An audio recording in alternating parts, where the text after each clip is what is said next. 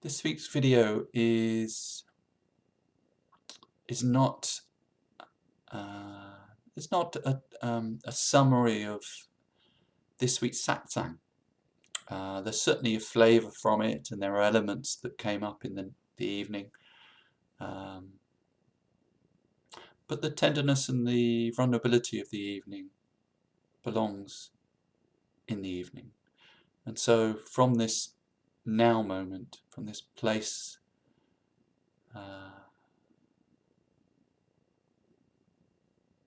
let's see what wants to flow. Let's see what this moment expresses.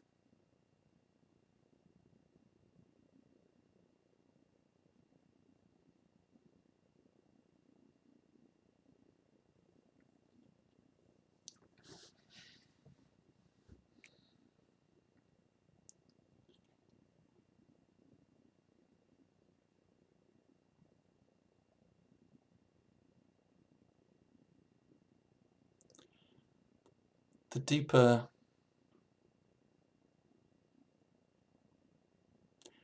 the connection to oneness goes here,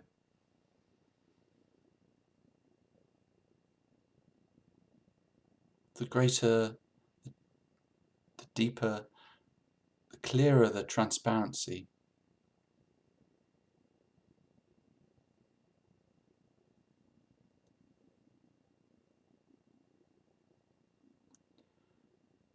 There is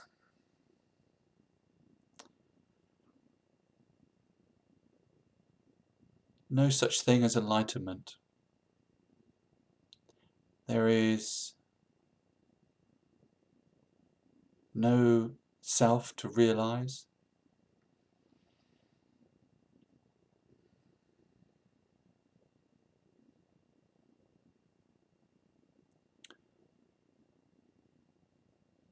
There is nothing to get. Who is it that's trying to be happier, to be more evolved, to be enlightened?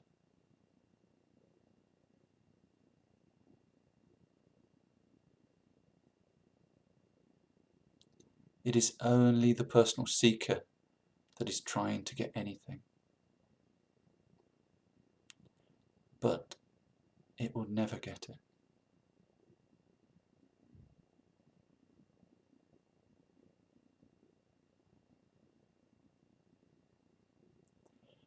The more disconnected humanity becomes from the true essence of its existence, the more separate and disconnected the material world, the world of gadgets and technology,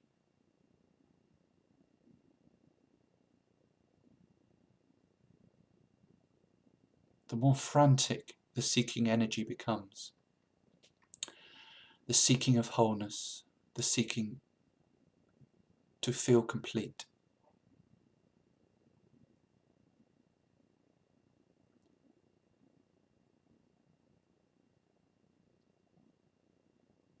And this seeker is only ever entertained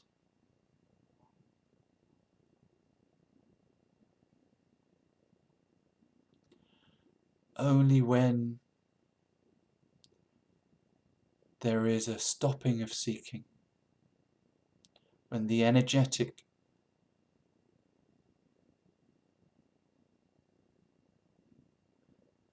vibration dissipates,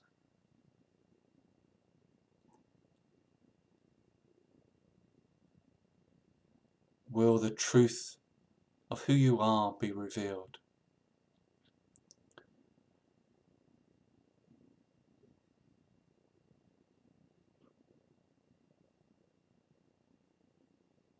There's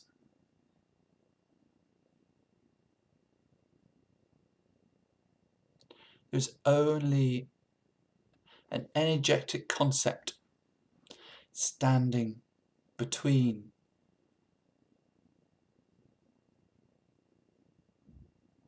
liberation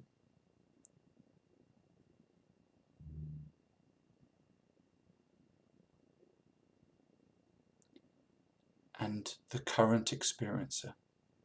And even the concept of liberation feels as though it's something to get. But all we must do is drop everything that we are not,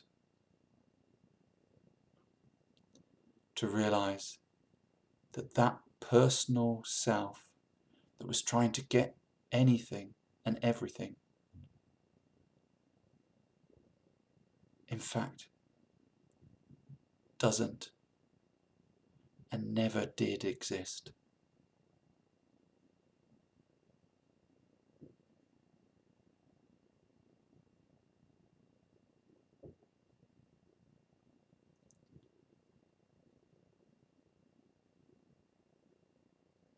It only exists through a concept created by the mind.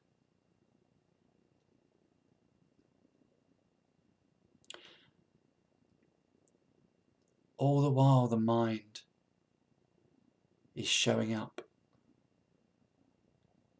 then there is a comparison and a judgment made as to how well we're doing and how spiritual we are and how evolved we have become.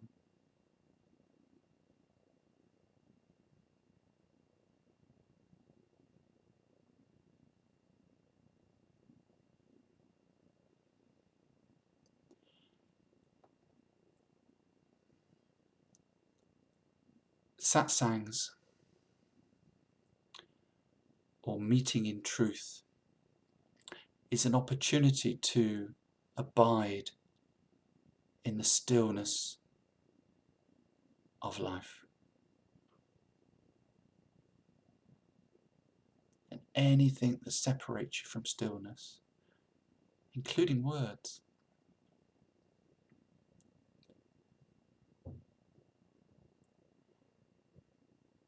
is but a refraction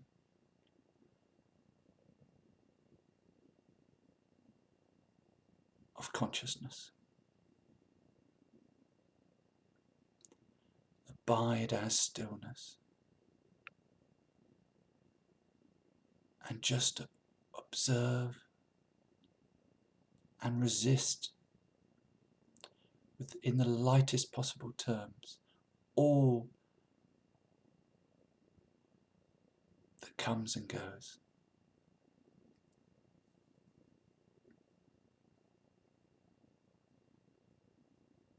Only in this neutrality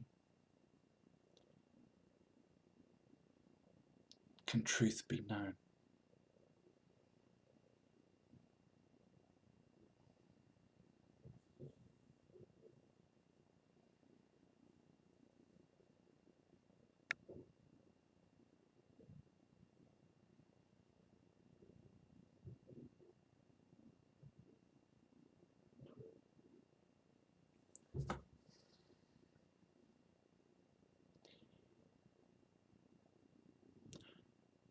If we think of things in energy terms, then the personal self is created by the mind.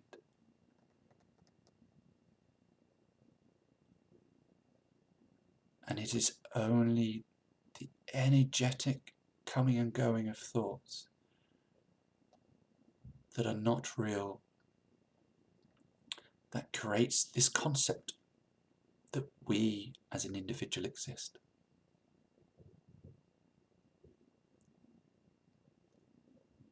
And so sitting in stillness and observing everything the mind tries to do to claim you exist. The things it claims as happening to you, the experience that is your experience, the life that is turning out how you hoped or totally different to how you hoped. None of this is real.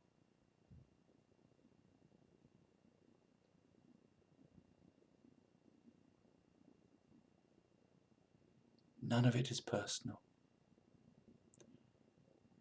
And creating a space in stillness, backing up from the outer world, the material form world, into stillness, into the nothingness of truth,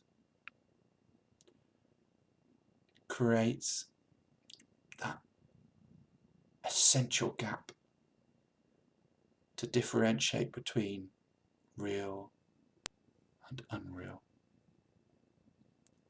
between truth and delusion.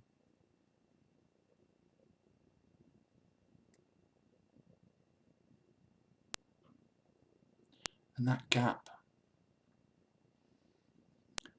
is best encouraged in being still, in being by yourself, in meditating, in just observing life and observing the mind. It's about stepping back into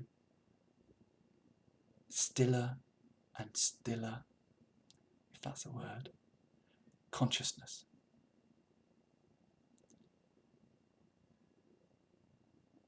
Until the busyness of the external world is just a distant and very subtle distraction. Distraction to start with, which deepens and opens into,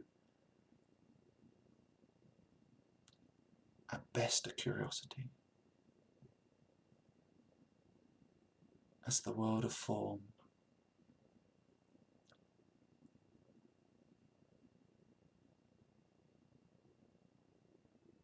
no longer holds our full attention, and the personal self may be engaged with the drama.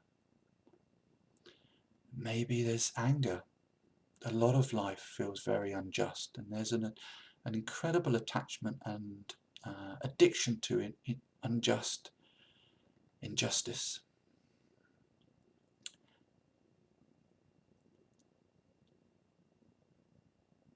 It is almost a pandemic proportion within the human experience. Everything in the media is presented as unjust. And so anything that we believe is happening to us personally, the mind searches out, claims triumphantly all the injustice within our experience. Just allow the experience to be as it is. And just observe the yeah buts that come and go.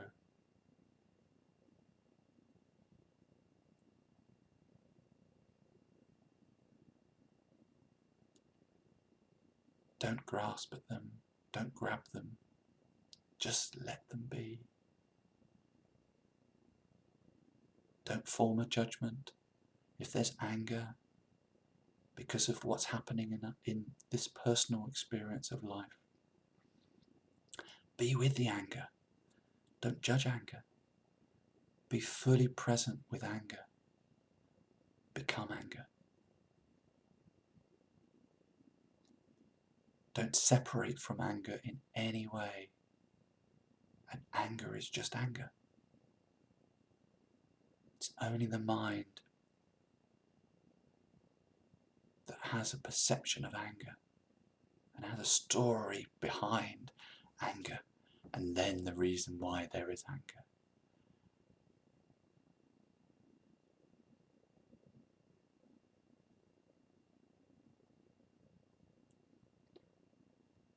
And eventually, with retraining, there may still be anger. And the anger's coming from a story, and the story may not be your story. It may be collective consciousness is presenting this story of injustice for you. It may be that you've worked through all of your stuff. And if that feels like, hey, that's not mine, that's interesting. Where's that coming from? And just playfully flick it on its way. Off you go. That's not mine. Now, if it is yours, you'll know it. But the residual expression of anger may come and go.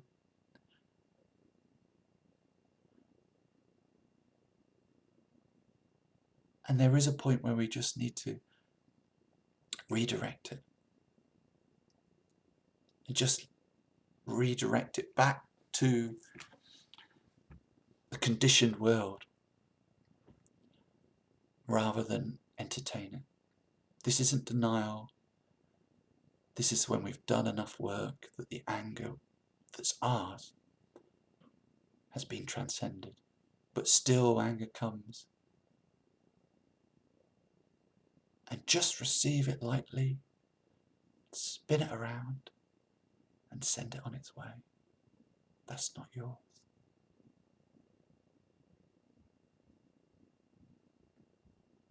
It's when the story comes with only a modicum, that's a lovely word, modicum, only a modicum of energy or emotion behind it, that it's trying to convince you, oh, there's anger, you should be angry. And what about the story? And when it's doing that, or when you're observing enough, you're in an observing place, observational place, that is detached enough from the mind's activity. Again, not in a denial or an avoidance process, but energetically, you're centered, you're rooted, you're abiding in stillness. And then if there's energy that's coming and presenting itself in whatever form, anger, resentment, greed, guilt, jealousy,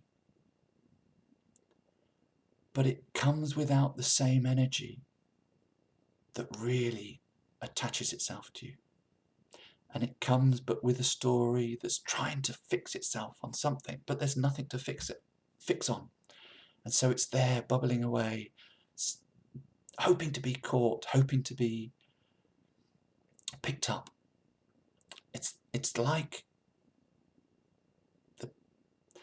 the lovable, pesky toddler that just wants your attention. But you have to create a boundary with your loved one. And you have to do that with the lovely mind too. It needs to know its place. It needs to understand its role. Its role has been given a complete free hand these last, all of your life, these years that have been controlled by the mind. So we need to reshuffle things. We need to reorganize. We need to retrain. It's like a 20-year-old, a 30 or 40-year-old computer operating system. I don't know if you've seen the film Her. I love the film, it's beautiful. Very insightful. But it's all about operating systems, that's the only reason I mention it. So it's like having a 40-year-old operating system that isn't serving you anymore. It needs to be defragged, reprogrammed, retrained, and then this full alignment with both the operator and the operating system.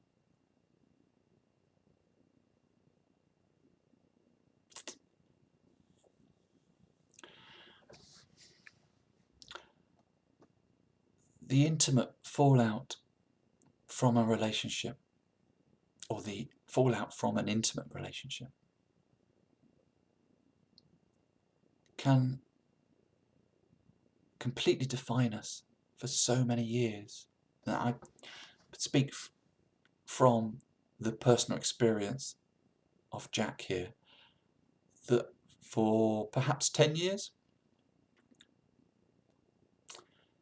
he was consumed in the story of the breakup of his marriage.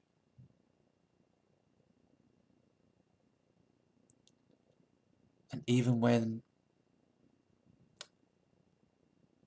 life had moved on and happiness had been found, there was still a desire for his story version to be right. And so 10 years later, he finally let go of the energetic connection to the story. And so it was partly this that inspired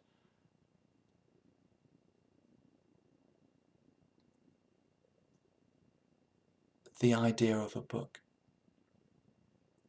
And the book started off as a relationship, maybe a relationship breakup book more than anything else. It's evolved into much more than that, and there's slithers of relationships in it, but ultimately it's about the relationship with yourself. And that is all there is. Everything is defined by our relationship with ourselves. Everything we experience, every perception we have, every perspective of life is created by the relationship with yourself. The relationship with your thoughts, and how those thoughts, how the narrative of the mind either berates or supports us within our dramas, especially within our dramas. And there's a section in the book that is titled, "It's Not You, It's Me." And this is a commonly used, maybe in comical terms, but commonly used nutshell, I suppose. This old nutshell in why somebody wants to break up with somebody else. And in truth, it's probably the most truthful thing somebody could ever say for a reason for breaking up.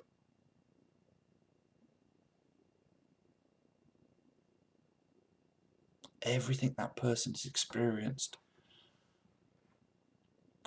being with you, they have experienced through their filters, through their wounds, through their eyes, through their judgment, through their learnt behaviour, through their conditioning. And there is no accountability or no accounting for what that perceives. And so within a breakup, it's important that you have your own experience and you're present with everything that is yours. But be present with the feeling, be present with what is presenting, but not the stories. If we can be fully present with our heart hurting, with the feeling of not feeling enough, and just be with that completely, hold yourself within it.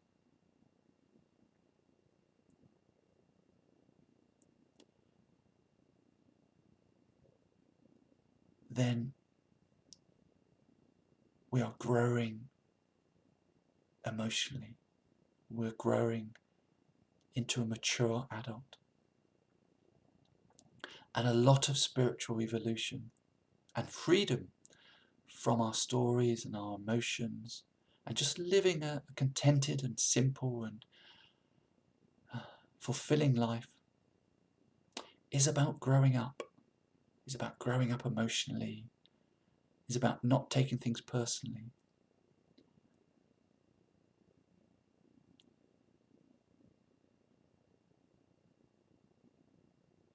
And it's about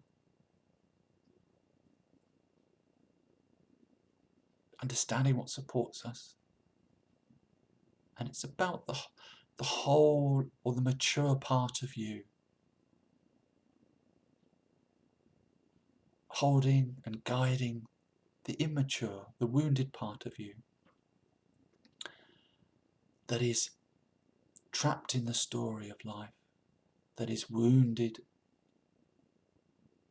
and can't get out of the trap of its wounds. It may at first feel like the wounded helping the wounded, but eventually, if you keep looking for the mature and keep inviting the healthy whole part of you to help, to be present, to help, to guide you through what you're going through, to hold you. This is a process that, because we look to the outer world for our happiness,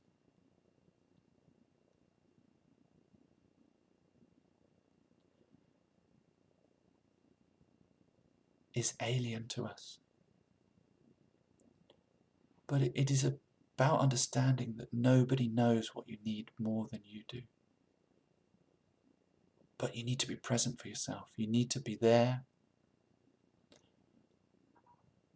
standing strong, or just gently standing, but not, there is a part of you that doesn't believe in the story.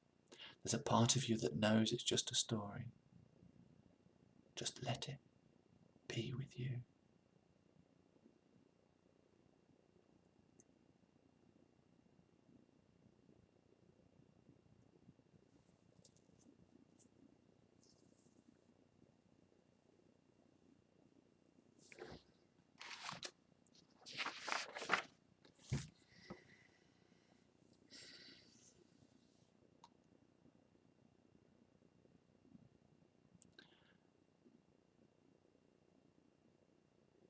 It's about letting go of expectations of the outer world. It's about being free within what is, whatever that is. It's about being completely centered in allowing the experience to be as it is. If we have no expectations,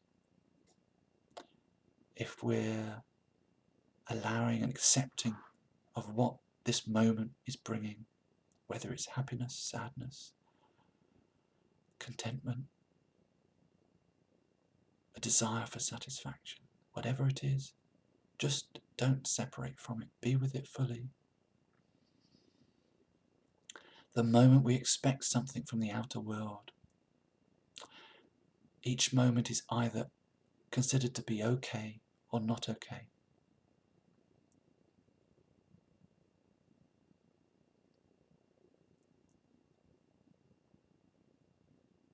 And then there is temporary happiness or there is unhappiness.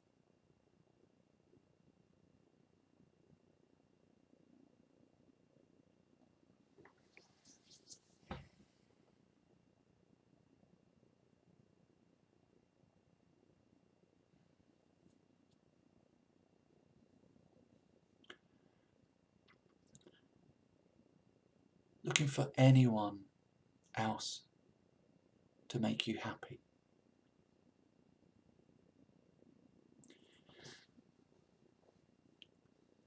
Means you are always on the edge of unhappiness.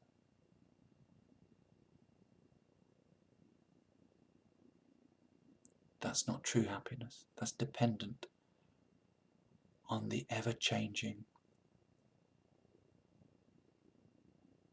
unreliable world.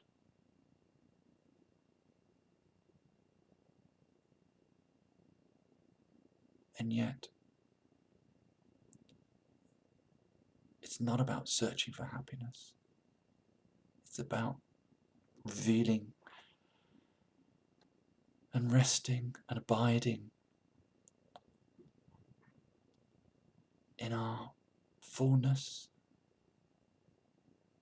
in wholeness, in all that we are.